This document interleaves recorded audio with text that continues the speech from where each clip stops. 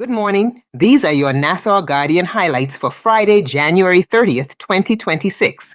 Brought to you by your Daily Bahamas headlines, especially for people on the go and those who are visually impaired. Please don't forget to like, share, and follow our Facebook, YouTube, and WhatsApp channels. We begin with the main story on the front page. The Grand Bahama Chamber of Commerce is pushing back strongly against the Davis administration's plan to acquire the Grand Bahama Power Company. The chamber warns that turning GB Power into a state-owned enterprise could end up shifting financial losses onto taxpayers and potentially reduce the island's relatively strong power reliability to the national average.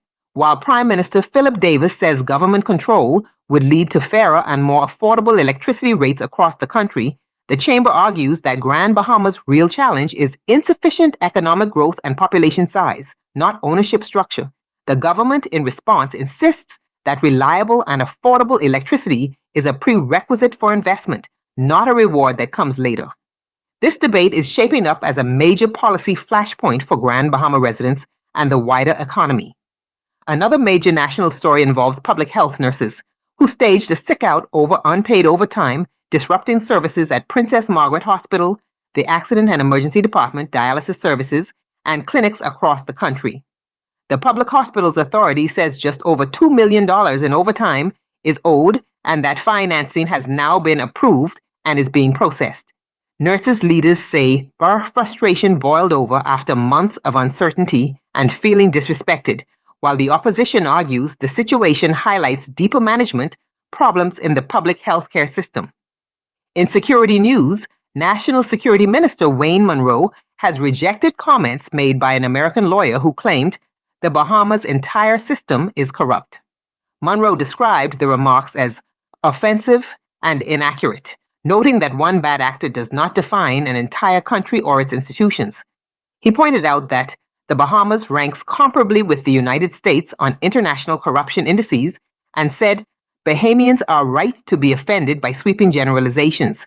Weather is also front and center today, with officials warning that a powerful cold front is expected to bring near record low temperatures to the northern Bahamas. Meteorologists say temperatures could drop into the mid-30s, accompanied by strong winds, rough seas, and dangerous marine conditions. Residents are urged to take precautions, especially to protect the elderly, pets, and vulnerable individuals. Turning now to the editorial. The Guardian supports the idea of a new specialty hospital for New Providence, but questions whether the government is ready to manage it. The editorial points to ongoing problems at the Public Hospitals Authority, particularly the overtime dispute with nurses, as evidence that the existing healthcare system is already under strain. While the paper agrees the country needs modern healthcare infrastructure, it argues that staffing, financing, and management issues must be addressed first. Otherwise, a new hospital could become another underperforming facility.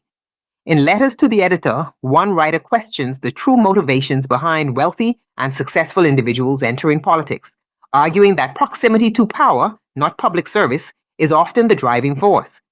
Another letter focuses on the lack of genuine backbenchers in the House of Assembly, suggesting that the concentration of executive power weakens parliamentary oversight and healthy debate. From the business front page, attention is again on energy policy, with business leaders warning that government acquisition of GB Power could mirror the financial challenges seen at Bahamas Power and Light. There is also continued concern about the economic impact of rising operational costs on investment and long-term growth, particularly in Grand Bahama.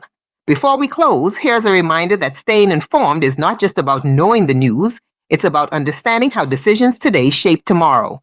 As one saying goes, knowledge is the compass that helps a nation find its way.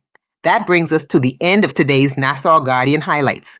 We invite you to purchase a copy of today's Guardian or visit their website to read the full stories and additional coverage in today's edition. Enjoy your day, be blessed, and be a blessing.